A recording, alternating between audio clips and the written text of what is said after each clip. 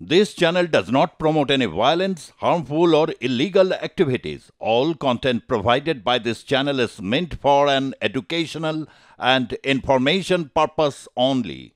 এই মুহূর্তে আমরা চলে যাব বসিরহাটে সন্দেশখালীর পয়রা বাড়িতে। সেখানে সংঘর্ষ এবং ঘটনাস্থলে ছুটে যায় কেন্দ্রীয় বাহিনী, আসে রাজ্য পুলিশের বিশাল বাহিনী। আপনারা দেখছেন এই ছবি, নেজার থানার সন্দেশখালী বিধানসভার পয়রা বাড়ির এই ঘটনা। এক্সক্লুসিভলি আপনারা এই ছবি দেখছেন। আমাদের সঙ্গে রয়েছেন আমাদের প্রতিনিধি সুচারু মিত্র। সুচারু, ঠিক কি ঘটেছে এই মুহূর্তে, কি পরিস্থিতি? দেখো, যথেষ্ট উত্তেজনা রয়েছে এখনো সন্দেশখালীর বয়রামারিতে, এবং কার্যত রেখা পাত্র যখন সন্দেশখালীতে ঢোকেন তখনই তৃণমূল বিজেপির মধ্যে স্লোগান পাল্টা স্লোগান হতে থাকে। একদিকে চোর চোর স্লোগান, অন্যদিকে মোদি হাটাও দেশ বাঁচাও স্লোগান, এবং এই পরিস্থিতির মধ্যেই বয়রামারিতে ইট বৃষ্টি শুরু হয়ে যায়। এবং এই ঘটনায় বিজেপির 2 থেকে 3 জন কর্মী সমর্থকদের মাথা ফেটে গিয়েছে বলে আমরা জানতে পারছি। তাদেরকে ইতিমধ্যেই হাসপাতালে ভর্তি করতে হয়েছে। অন্যদিকে রেখা পাত্র পুলিশের সঙ্গে বচসায় জড়িয়ে পড়েন, এবং সন্দেশখালী একেবারে ভোটের শেষ 2 ঘন্টায়, বলা যেতে পারে 4টে থেকে 6টা, আর 2 ঘন্টা বাকি রয়েছে, সেই শেষ 2 ঘন্টায় উত্তপ্ত হয়ে ওঠে সন্দেশখালী। এবং সেখানে বাসন্তী হাইওয়ে ইতিমধ্যেই অবরুদ্ধ। রেখা পাত্র বলেছেন যে বিজেপি কর্মীদের রক্ত ঝরেছে, তিনি ছেড়ে কথা বলবেন না। সকাল থেকে আমরা সন্দেশখালীতে সেভাবে উত্তপ্ত পরিস্থিতি দেখতে পাইনি। আমরা দেখেছিলাম রেখা পাত্র ভোট দিয়ে বলেছিলেন জীবনে প্রথম ভোট দিলাম, এবং এই অভিজ্ঞতা দারুণ।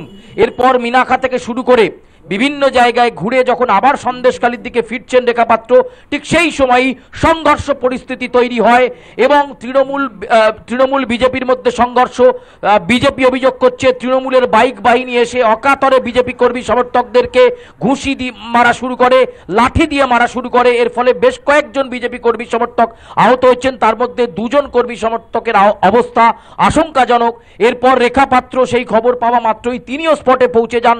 উত্তপ্ত হয়ে ওঠে বয়রামারি, এবং বয়রামারিতে এখনো কিন্তু যথেষ্ট উত্তেজনা রয়েছে। পরিস্থিতি সামাল দিতে যখন পুলিশ নামে তখন গ্রামবাসী ক্ষিপ্ত হয়ে যায়, এবং গ্রামবাসীদের সঙ্গে পুলিশের একটা খণ্ডযুদ্ধ শুরু হয়েছে। প্রবীর, সেই ছবি এক্সক্লুসিভলি আর+ নিউজের পর্দায় দেখতে পাচ্ছ। এমন অবস্থা যাতে আমরা সেখান থেকে 200 মিটার দূরে এসে কথা বলছি, তার কারণ একটাই, সেখানে পরিস্থিতি নেই লাইভ সম্প্রচার তুলে ধরার মতো।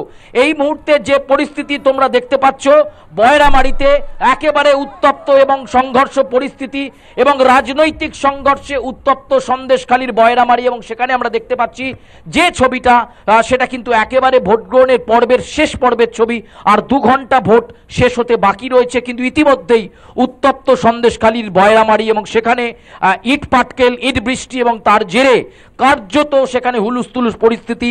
কেন্দ্রীয় বাহিনী এবং রাজ্য পুলিশ উপস্থিত থেকেও হিমশিম পরিস্থিতি। রেখা পাত্রের যারা বডিগার্ড ছিলেন তারাও কার্যত হতচকিত হয়ে যান এই ঘটনাতে।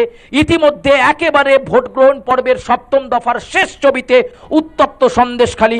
রাজনৈতিক মহল মনে করছিল যে ভোটে বোধহয় শান্ত স্বভাব দেখা যাবে সন্দেশখালীর, কিন্তু প্রবীর একেবারে শেষ মুহূর্তে সেই চেনা ছবি আমরা বিগত 2-3 মাস ধরে যেভাবে আন্দোলন করতে দেখেছি মহিলাদের, যেভাবে তারা নির্যাতনের বিরুদ্ধে, দুর্নীতির বিরুদ্ধে রাস্তায় নেমে পড়েছিলেন, এবার আবার সরাসরি সমুখ সমরে তৃণমূল বনাম বিজেপি, এবং সেই টাসেল, এবং সেই টাসেলের জেরে বেশ কয়েকজন বিজেপি কর্মী আহত হয়েছেন, রক্ত ঝরেছে।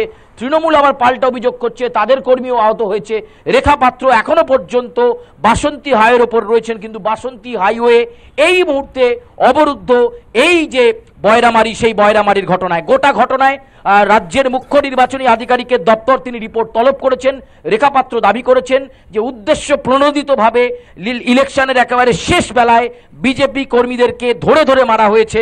অন্যদিকে গ্রামবাসীরা বলছেন শান্তিপূর্ণ ভোট চলছিল, পুলিশ কেন লাঠিচার্জ করলো, তাই তারা ইট বৃষ্টি করতে বাধ্য হয়েছে। ফলে শেষ মুহূর্তে কিন্তু একেবারে উত্তপ্ত সন্দেশখালী, কথাই বলা যেতে পারে। প্রবীর, সুচারু, ভোট সপ্তমীতে আমরা দেখতে পাচ্ছি একবারে বাসন্তী হাইওয়ের ওপর লাঠি হাতে, চেলা কাঠ হাতে মহিলাদের। আমরা সাধারণত আগের ভোটগুলিতে এইভাবে মহিলাদের বাইরে পেরিয়ে এসে প্রতিরোধ করে তুলতে দেখিনি, যে ছবি আজকে আমরা ভোট সপ্তমীর দিন দেখতে পাচ্ছি। একটু যদি মানে তুমি এই বিষয়টা, নিশ্চয় তুমি সেখানে যেতে পারছো না, কিন্তু এই বিষয়টা যদি একটুখানি তুলে ধরো, এই মহিলারা কারা, কেন তারা এখানে প্রতিরোধ করে তুললেন এইভাবে দাঁড়িয়ে? সুচারু, দেখো, সন্দেশখালীর আন্দোলন যে আড়াআড়ি একটা বিভাজন হয়েছে সেটা বোঝা গিয়েছিল যখন বিভিন্ন ভিডিও প্রকাশ্যে আসছিল, ভিডিওগুলো ভাইরাল হচ্ছিল, তখন থেকেই কিন্তু একটা তৃণমূল বিজেপির মধ্যে আড়াআড়ি একটা লড়াই শুরু হয়েছে। সকালে কিন্তু সেভাবে উত্তপ্ত পরিস্থিতি ছিল না। রেখা পাত্র বলেছিলেন যে সন্দেশখালীর মা বোনেরা এবং তিনি নিজে এই প্রথম গণতান্ত্রিক অধিকার প্রয়োগ করছেন, ভালো লাগছে। সকালবেলা সন্দেশখালীর 171 নম্বর বুথে গিয়ে ভোটও দিয়েছিলেন রেখা পাত্র, কিন্তু বিকেলটা যে এরকম হবে বোঝা যায়নি এবং মনে করা হচ্ছে যে ঠিক বিজেপির পাল্টা অবরোধ গড়ে তুলেছে তৃণমূলের মহিলা বাহিনী এবং তারাও চালাকাট বাসাতে। অন্যদিকে বিজেপির যারা কর্মী সমর্থক রয়েছেন তারা রেখা পাত্রের সঙ্গে রাস্তায় নেমে পড়েছেন। উত্তপ্ত রণক্ষেত্রের চেহারা এই মুহূর্তে নিয়েছে কিন্তু এই বাসন্তী হাইওয়ে, কার্যত রণক্ষেত্র বলাই দরকার। আজকে যুদ্ধ যেন হচ্ছে সেটা শেষ বেলায় সন্দেশখালী বুঝিয়ে দিল। আর 2 ঘন্টা বাকি প্রবীর, ফলে এখানে কে কার বিরুদ্ধে কি অভিযোগ করবেন, ছাপ্পা ভোট, বুথ রিগিং, কিন্তু ভোট বুথ থেকে প্রায় 2 কিলোমিটার দূরে সন্দেশখালী যেখান থেকে শুরু হচ্ছে সেখানেই উত্তপ্ত পরিস্থিতি। কার্যত রেখা পাত্র পুলিশকে চ্যালেঞ্জ ছুড়ে দিলেন যে বিজেপি কর্মীরা যারা আহত হয়েছেন তাদেরকে যারা মেরেছে তারা যদি গ্রেপ্তার না হয় তাহলে বৃহত্তর আন্দোলনে তিনি যাবেন।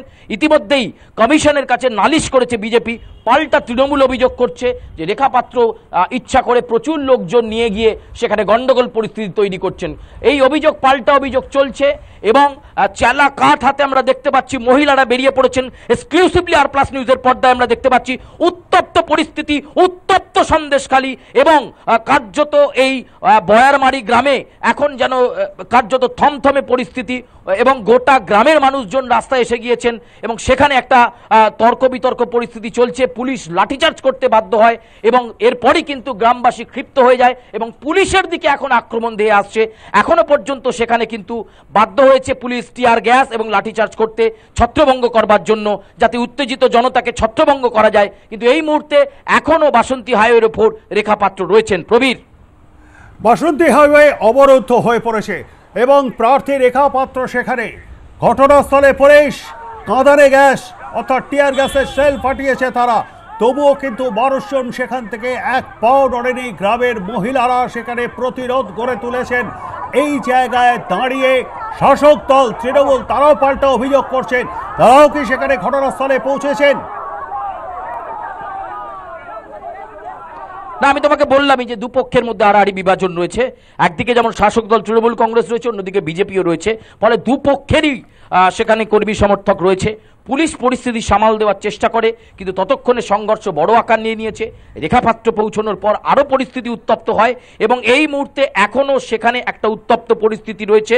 লাঠিচার্জ করতে বাধ্য হয়েছে পুলিশ, দুপক্ষকেই যাতে ছত্রভঙ্গ করে দেওয়া যায়, যাতে ভোট গ্রহণের যে শেষ 2 ঘন্টা রয়েছে গ্রামবাসীরা ভীত সন্ত্রস্ত না হয়ে যাতে বুথে গিয়ে তারা শেষ বারের মতো এইবারের লোকসভা নির্বাচনে ভোটটা দিয়ে নিতে পারেন সেই চেষ্টা করা হচ্ছে। কারণ তুমি যদি আপাতভাবে দেখো সকাল থেকে কিন্তু সন্দেশখালী ঠান্ডা ছিল, ফলে ভোট গ্রহণের আর 2 ঘন্টা বাকি। ঠিক সেই সময় এই উত্তপ্ত পরিস্থিতিতে হতচকিত পুলিশ এবং তারা কার্যত নির্বিকার নীরব দর্শকের ভূমিকায় প্রথমে ছিল, পরে সিনিয়র পুলিশ অফিসিয়ালের নির্দেশে তারা লাঠিচার্জ করতে বাধ্য হয় এবং এখন ছত্রভঙ্গ করার পরিস্থিতির পর যথেষ্ট গ্রাম থমথমে, মাইকিং চলছে যাতে যারা ভয়ে ঘরে ঢুকে গেছেন তারা যাতে ভোট দিতে পারেন, যাদের এখনো ভোট দেওয়া হয়নি। প্রবীর, তুমি